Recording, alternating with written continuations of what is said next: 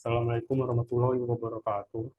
Di sini saya akan menjelaskan kode review dari multiple linear regression dataset penjualan. Dan kode pertama yaitu import numpy s6p, yaitu berfungsi sebagai linear algebra, dan import pandas as panda, yaitu data processing CP5. Dan sini ada loop yang menggunakan Oswald untuk menelusuri struktur directory dan import os. Karena data penjualan ini memiliki lebih dari dua, jadi bisa dikatakan memiliki variabel independen lebih dari satu. Atau data tidak bisa dimodelkan secara simpel regresi linear, tapi butuh dimodelkan secara multiple linear regression. Persamaan dari multiple linear regression sebagai berikut. Y sama dengan B tambah E tambah M1, X1 tambah M2, X2. Dan Mn kali Xn. Y sama dengan independent variable, Mn sama dengan koefisien dari persamaan, Xn sama dengan independent variable, B intercept, dan E sama dengan error. Perbedaan dengan simple linear regression hanyalah jumlah independent variable X di multiple linear regression. Terdapat lebih dari satu, tapi tujuan dari kedua metode tersebut adalah sama, yaitu memprediksi nilai dari Y. Dan pada kode ini yaitu mengimpor library yaitu pandas dan numpy. Dan pada basis ini kita mengimpor library metapolyp pilot untuk memvisualisasi data dan import keyboard. Dan Skyline Model Import Linear Regression yaitu berfungsi sebagai library membangun model regresi linear. Dan From Line Model Selection Import Train Test Split. Karena Jupyter belum pernah terinstall library untuk membuka data set LX SX, maka perlu install terlebih dahulu yaitu PIP install OpenXL. Dan data berikutnya yaitu DF yaitu data frame PD read XL berfungsi sebagai proses pembacaan data atau import data. Dan ini datanya. Oke, selanjutnya yaitu untuk melihat 5 baris teratas dari data, yaitu kita hanya mengetik kode df head data frame head dan outputnya sebagai berikut, yaitu ada hari, tanggal, kegiatan curah hujan, dan penjualan pieces. Dan ini adalah isi dari dataset yang kita import. Selanjutnya yaitu untuk melihat 5 baris ke bawah, kita memerlukan dengan df tile dan outputnya sebagai berikut. Data yang diberikan oleh Pak Budi adalah 5 kolom dari 121 baris. Jadi kita perlu mengecek ulang setelah proses data.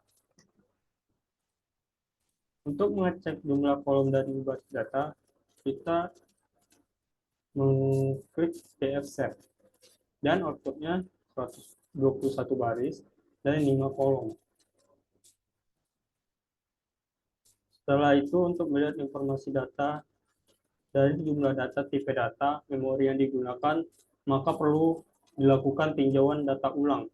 Dan inilah kodenya, df info. Dan outputnya sebagai berikut. Ada kolom, non-kolom count, dan data type. Dari tujuan di atas terdapat data float dan data integer. Dan df-min ini yaitu berfungsi sebagai melihat rata-rata data.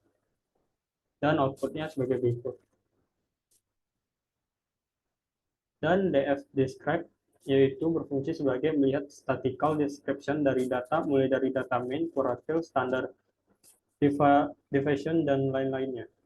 Dan outputnya sebagai berikut. Karena ada data dalam bentuk float, dalam bentuk ini, jadi dilakukan manipulasi data, ubah data float menjadi integer. Saya akan melanjutkan penjelasan dari teman saya sebelumnya yang sudah menjelaskan tentang reprocessing. Di sini saya akan menjelaskan mengenai metode regresi linear. Jadi, apa sih regresi linear itu? Regresi linear adalah pendekatan untuk memodelkan hubungan antara suatu variabel dependen dengan suatu variabel independen. Ini merupakan metode statistik. Sini hanya menampilkan plot-plot saja.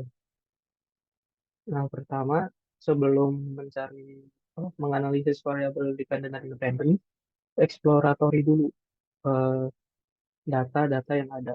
Pertama adalah data hari, dianalisis dengan data penjualan, divisualisasikan dengan bar plot dan box plot. Nah, ini kesimpulan dari grafik di atas. Setiap hari Minggu, setiap Senin sampai Minggu bagi marketing kalau bekerja Senin sampai Selasa lebih tinggi karena kelebihan 2 hari, data nol dan satu di hari pengambilan data.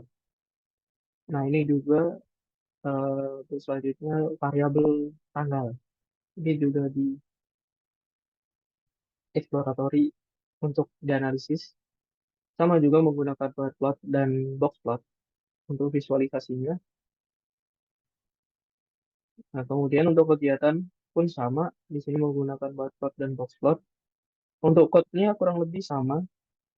Menggunakan matplotlib, curah hujan, masih sama juga menggunakan bar plot dan box plot. Nah, masuk ke data penjualan analisis. Di sini menggunakan line plot karena jumlah datanya cukup banyak dan bervariasi. Nah, dari hasil data density distribusi dari penjualan banyak terjadi di 0 sampai 30-an density. Tapi tetap menggunakan box plot untuk visualisasi juga. Masuk ke analisis variasi independent variable dan dependent variable. Di sini hari tanggal kegiatan curah hujan itu untuk variabel X dan untuk variabel Y adalah penjualan. Nah, di sini menggunakan scatter plot karena agar lebih mudah gitu. Kelihatan ada berapa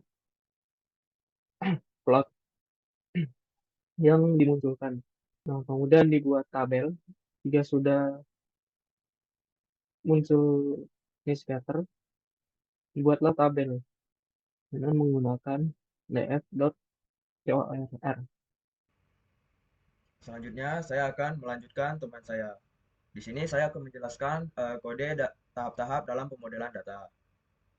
Pertama-tama yang harus kita buat itu adalah variabel X dan Y. Variabel X itu berisi fitur-fitur atau atribut dari dataset. Lalu untuk yang variabel Y ini berisi target atau nilai yang ingin diprediksi. Lalu kedua, kita split data menjadi training dan testing dengan porsi 80/20. Eh, Kode yang kedua ini data kita bagi menjadi dua, yaitu data training set dan data testing set. Data training set itu mempunyai 80% dari data, sedangkan testing set itu mempunyai 20% dari data. Hal ini dilakukan untuk menguji kinerja model pada data yang tidak digunakan dalam pelatihan. Lalu ketiga, kita mencoba membuat objek linear regresinya. Objek linear regresi dari library scikit-learn digunakan untuk membangun model regresi linear. Lalu yang keempat, kita akan melatih model data yang sudah display tadi. Model regresi linear dilatih menggunakan data train. Kita akan melatih model data ini menggunakan data yang sudah di training sebelumnya. Lalu kode yang kelima ini kita akan mencari nilai koefisien dan nilai interceptnya.